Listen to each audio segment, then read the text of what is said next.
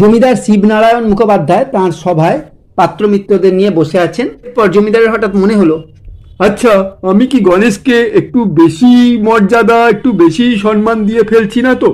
আমি ওকে যতটা বুদ্ধিমান বলে মনে করি বা প্রচার করি, ও কি সত্যিই এতটা বুদ্ধিমান? আজকে আমি এ বিষয়ে ওর একটা পরীক্ষা নেব, দেখি ও পরীক্ষায় পাশ করতে পারে কিনা। গণেশ, তোমাকে একটা কাজ আমি আজকে দিতে চাই, তুমি কি আমাকে সেটা করে দিতে পারবে? হ্যাঁ হুজুর, আপনি আমাকে যেটা বলবেন সে কাজটাই আমি করে দেব। এটাই তো আমার কর্তব্য হুজুর, তাই না? ঠিক আছে, তাহলে শোনো গণেশ, তুমি আমাকে একটা ছবি এঁকে দেবে।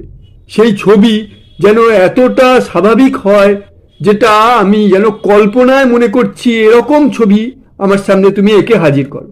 ওই ছবিটা দেখলে যেন আমার কল্পনায় অনেক কিছু ভেসে ওঠে, এমন একটা সুন্দর ছবিকে তোমাকে আমার সামনে হাজির করতে হবে। কিন্তু হুজুর, আমি তো ছবি আঁকতে পারি না একদম, কি করে এটা আমার দ্বারা সম্ভব হবে? সে তো আমি জানি না, তুমি আমাকে কথা দিয়েছো যে আমি যে কাজ তোমাকে দেবো তুমি তাই করে দেবে। কাজেই তুমি ছবি আঁকতে জানো কি জানো না তা তো আমার জানার বিষয় নয়।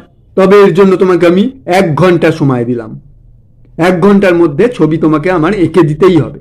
হুজুর, মাত্র 1 ঘন্টা সময়? বড্ড কম হয়ে গেল যে সময়টা।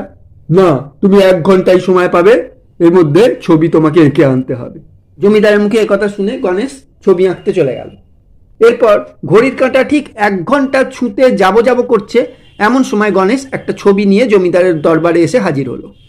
কি গণেশ, কি ছবি এঁকেছো? দাও দেখি। এই নিন হুজুর, এই ছবিটা আমি এঁকে এনেছি। আরে, এখানে তো কিছুই নেই, শুধু নীল আকাশ আর মাঠ। এই ছবিটা দিয়ে তুমি কি বলতে চাইছো? এই ছবিতে ঘাস কোথায়? হুজুর, ঘাস ছিল, গরুতে খেয়ে চলে গেছে। গরু কোথায় পেলে এখানে? গরু তো নেই। না হুজুর, গরু এসেছিল, গরু মাঠের সব ঘাস খেয়েছে, মাঠে আর কোনো ঘাস নেই বলে গরু এখন তার গোয়ালে ফিরে গেছে। ও, তো মাঠে ঘাসই বা কই? কেন হুজুর, বললাম না, গরুতে তো ঘাস খেয়ে নিয়েছে, মাঠে কোনো ঘাস নেই, তাই গরু আর এখানে নেই, গরু চলে গেছে। তো এগুলো তোমার ছবিতে কোথায়? তুমি আমাকে বললেই হবে, ছবিতে এঁকে দেখাতে হবে না?